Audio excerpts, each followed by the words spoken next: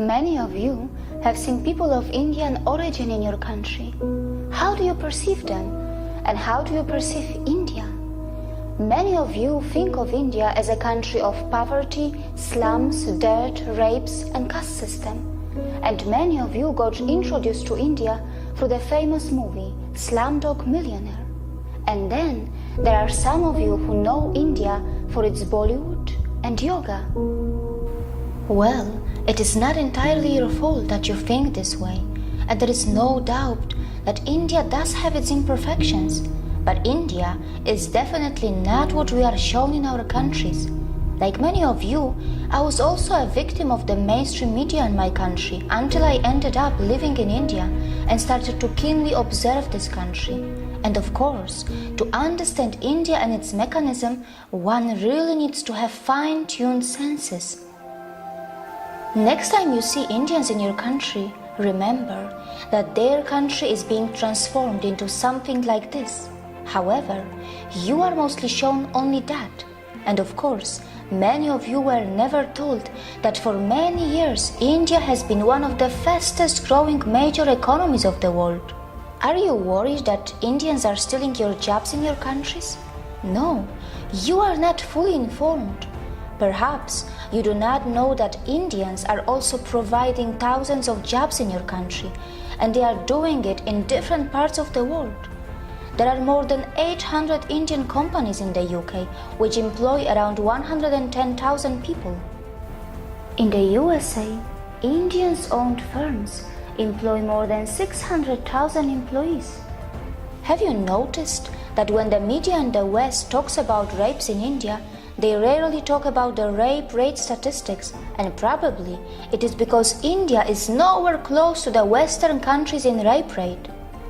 Yes, I'm aware that while talking about rape, one must consider things like underreporting, marital rape, homosexual rape, false filing, law of rape, conviction rates, and many other factors. And that is why I sincerely recommend you to dig a bit deep into this and analyze where your own country stands before you become a victim of the mainstream or fake stream media. By the way, were you also told that the so-called developed countries do not only have a much higher rape rate, but also their citizens travel abroad to rape the citizens of poor countries? Europe, North America, Australia, New Zealand are some of the main sources of international child sex tourists who perform sex crimes in other countries. Were you also told that many Western women travel abroad to enjoy female sex tourism? And it is difficult to believe that the boys who are hired by these rich women are in some cases not underage. India has always been a multicultural society, and yes, in one way or another, discrimination may exist in India too. But wait, which country is crime-free? Is your country crime-free? Is there no discrimination in your country? India is a country where its minorities are allowed to thrive and grow in numbers and also in percentage.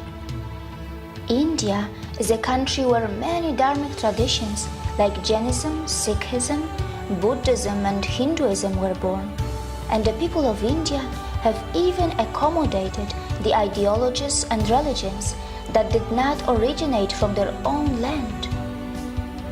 When I first heard of Indian caste system in my country through our media, it was not even mentioned that in India not only the minorities but also the members from those societies which are also known as low caste end up becoming presidents, vice presidents, prime ministers and chief ministers.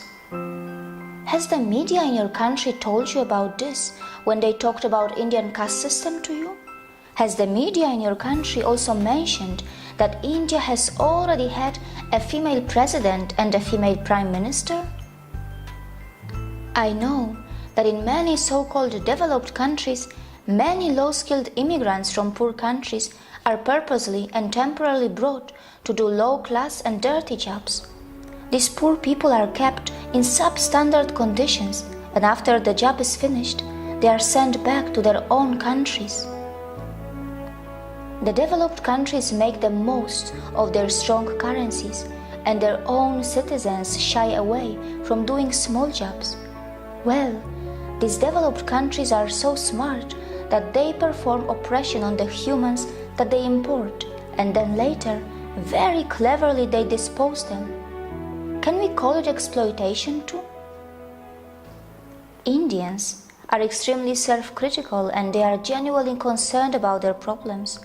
They do have the intentions to fix their problems, and they do not shy away from talking loud against their democratically chosen governments.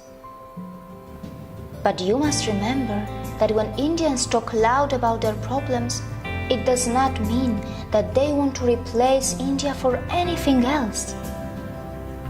And it must be pointed out that Indian media has not really started ridiculing the Western countries yet, even though many Western countries love to present themselves as some kind of role models.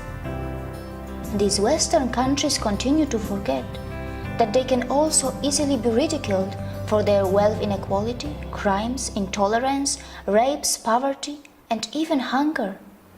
Perhaps Indians are more interested in self-correction than ridiculing others.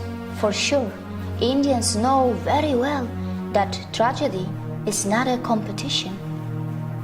Indians are not only providing jobs around the world, they are even feeding many hungry and poor outside India by their philanthropic work through their temples and gurudwaras.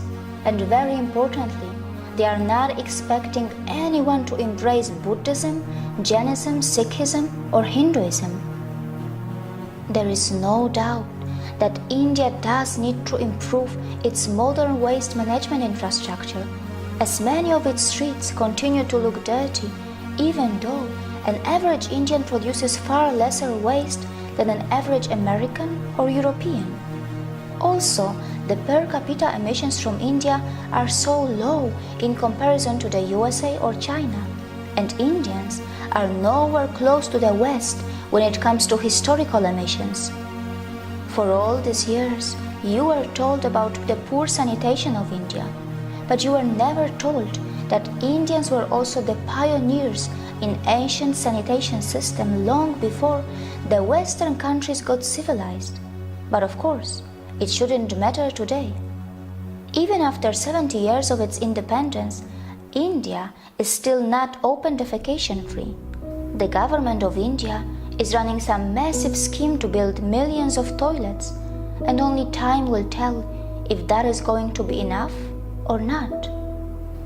Not many people know that when it comes to defecation, some citizens in the Western countries have a strange addiction, or rather a disorder, and this is where a potential exchange can take place between India and the West.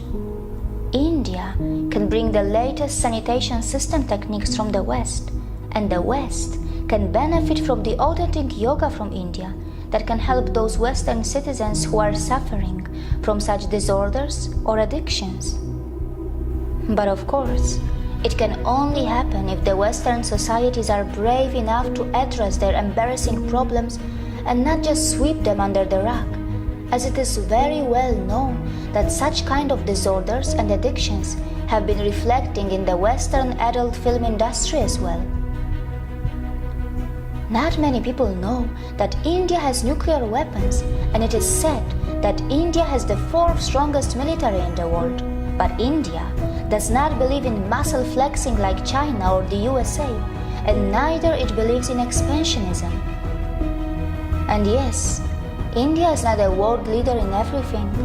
It's not a world leader in earning money by selling weapons. It stands nowhere when it comes to earning money by selling crude oil. However, its space agency, ISRO, does earn money by sending satellites in space for a very cheap price, fulfilling the satellite dreams of poor countries, and also by helping the advanced countries which want to save money. India is not a leader in the porn industry, and neither it is a top destination for sex tourism. Mostly, Indians are just very simple and kind-hearted people, and only some of them know that their land was the richest in the world for thousands of years, and it was gradually pushed into poverty as it was exploited, looted, and colonized by its invaders and colonizers. And these unfortunate victims who have just tasted their independence after centuries of oppression and atrocities are finally rebuilding their country in an extremely democratic environment that may slow down things a bit for them, but at least their system attempts to involve everyone in the rebuilding of their nation. The good news is that India's rise is unlikely to cause any country a demographic trouble, as India's dharmic institutions are not interested to convert you from your religions. Not just that, we are not really going to face any brown supremacy, even though Indians themselves come in all skin colors and features. It is also highly unlikely that Indians will hate you, even though many of you may have developed prejudices against them because of the mainstream media houses, which for some special reasons are overplaying and sensationalizing their problems. Indians are gentle, accommodating, compassionate, hospitable, and yes, they do not have a fake smile. Their smiles are still very real, and most importantly, they are forgiving. Look how they even welcome the people from the land of their ex-colonizers in their country, even today. Before you comment on India, remember that the countries which were never colonized will not easily understand what it means to suffer from a post-colonial identity crisis. India may have its imperfections, and in this process of rebuilding, it will make its share of mistakes, and it will learn from them. Perhaps we also need to learn how to build a relation with Indians on equal terms, with mutual respect, without feeling superior or inferior, while focusing a bit more on ourselves to address our own embarrassing problems. See you again.